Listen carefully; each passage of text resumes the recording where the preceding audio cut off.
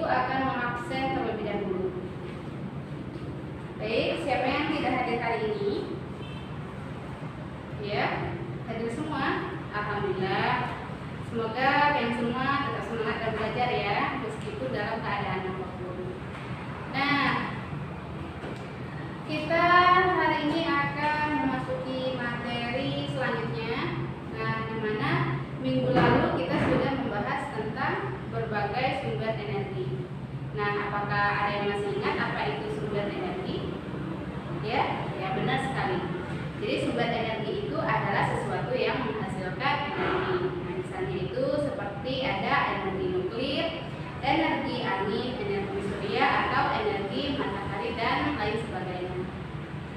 Nah, baiklah, materi kita hari ini yaitu kita akan membahas tentang makanan sebagai sumber energi. Nah, sekarang ibu ingin bertanya, kenapa kita perlu makan?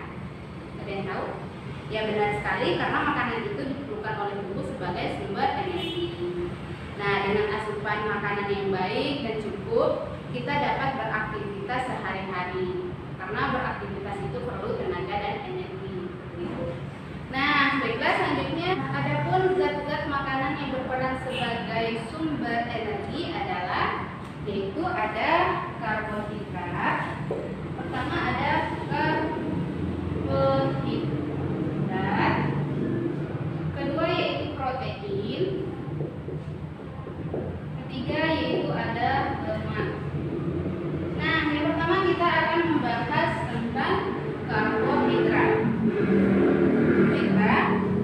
Karbohidrat itu merupakan senyawa kimia yang banyak tersusun oleh unsur-unsur karbon. Nah, adapun unsur yang terdapat dalam karbohidrat itu yaitu ada C, H, dan O.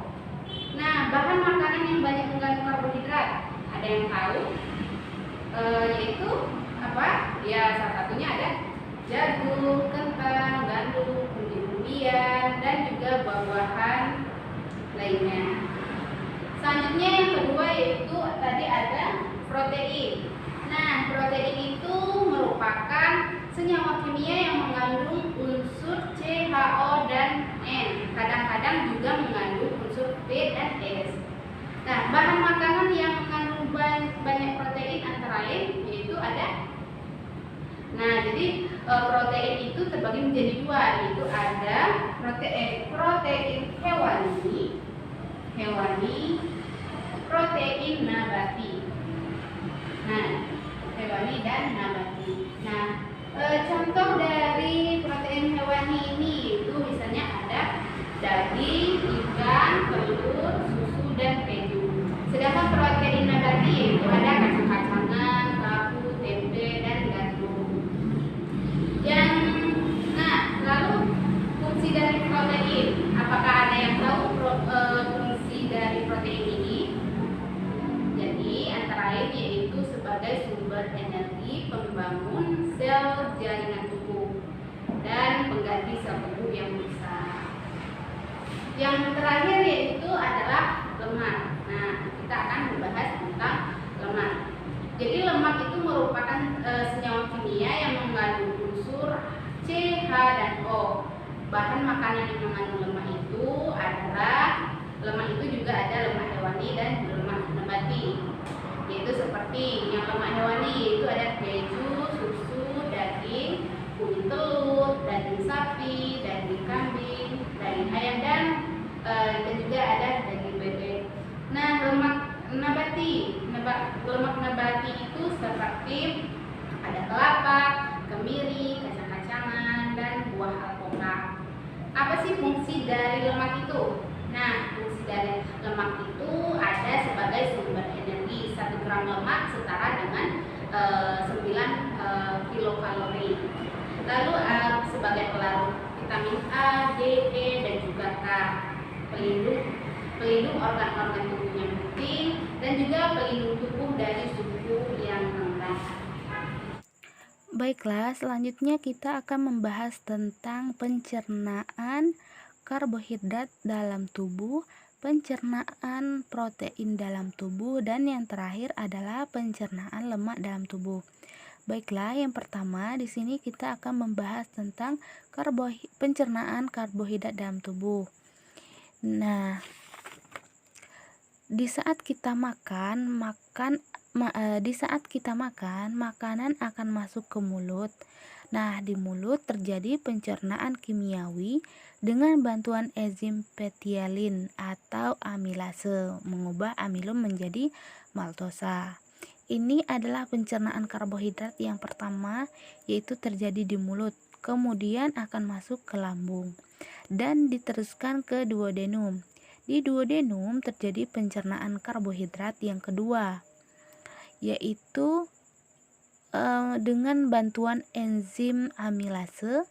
Fungsinya mengubah amilum menjadi maltosa dan dilanjutkan ke usus halus. Di usus halus juga terjadi pencernaan karbohidrat oleh enzim maltase, sukrase, dan laktase. Enzim maltose fungsinya memecahkan maltose menjadi glukosa dan glukosa. Enzim sukrase memecah sukrase menjadi fruktosa dan galaktosa. Dan enzim laktosa mengubah atau memecah laktose menjadi galaktosa dan glukosa. Karbohidrat setelah dicerna di usus akan diserap oleh dinding usus halus dalam bentuk monosakarida. Monosakarida dibawa oleh aliran darah sebagai besar menuju hati, dan sebagian lainnya akan dibawa jaringan tertentu dan mengalami proses metabolisme lebih lanjut. Di dalam hati, monosakarida mengalami proses sintesis, menghasilkan glikogen dioksidasi menjadi CO2 dan H2O atau dilepaskan untuk dibawa oleh aliran darah ke bagian tubuh yang memerlukan. Baiklah, yang kedua yaitu pencernaan protein dalam tubuh. Nah, pada pencernaan protein kita ambil contohnya yaitu adalah ikan. Ketika kita memakan ikan masuk ke mulut, nah di mulut akan dihancurkan dengan bantuan air liur dan enzim melarutkan makanan, kemudian setelah di mulut masuk ke lambung. Di sini pencernaan protein yang pertama dengan bantuan enzim pepsin mengubah protein menjadi pepton, kemudian pepton masuk ke usus halus. Usus halus di sini pepton akan dipecah dengan bantuan enzim erepsin. Nah, dengan bantuan enzim erepsin ini pepton akan diubah menjadi asam amino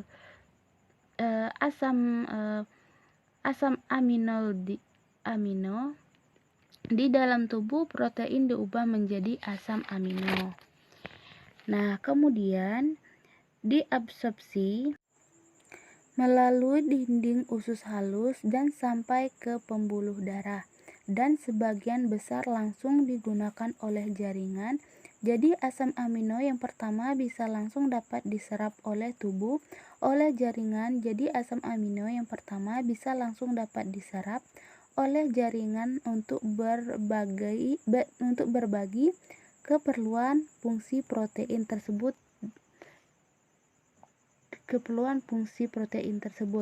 Dan kedua yaitu bisa mengalami proses pelepasan gugus amin yang dikenal dengan daminasi protein yang terjadi di dalam hati.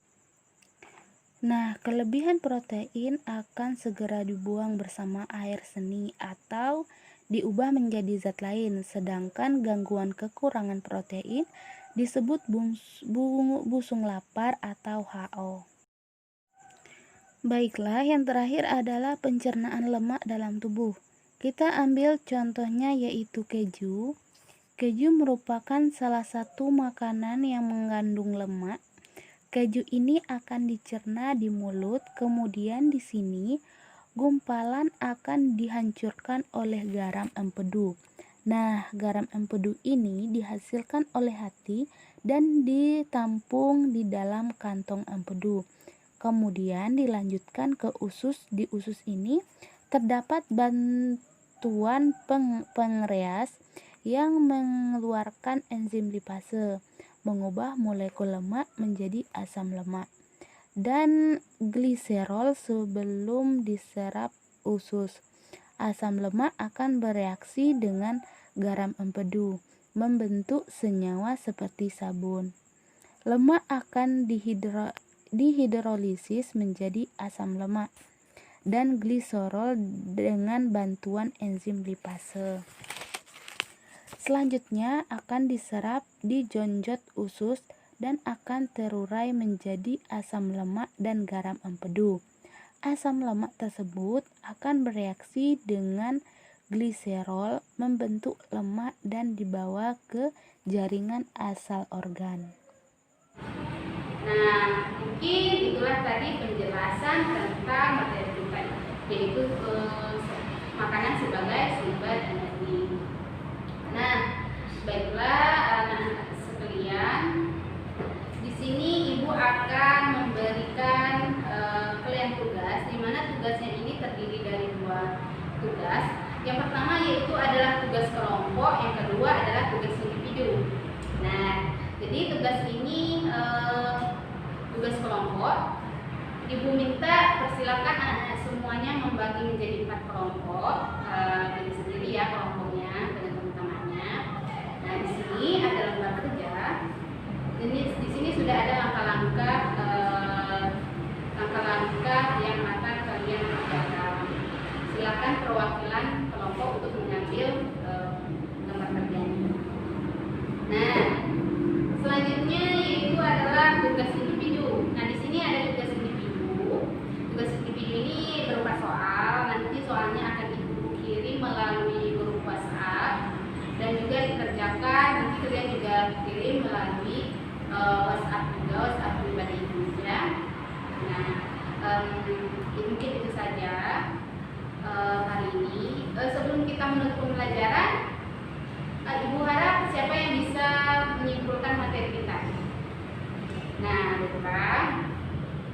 Kesimpulan dari materi kita hari ini adalah makanan tersebut diperlukan oleh tubuh sebagai sumber energi. Nah, zat-zat makanan yang berperan yaitu adalah karbohidrat,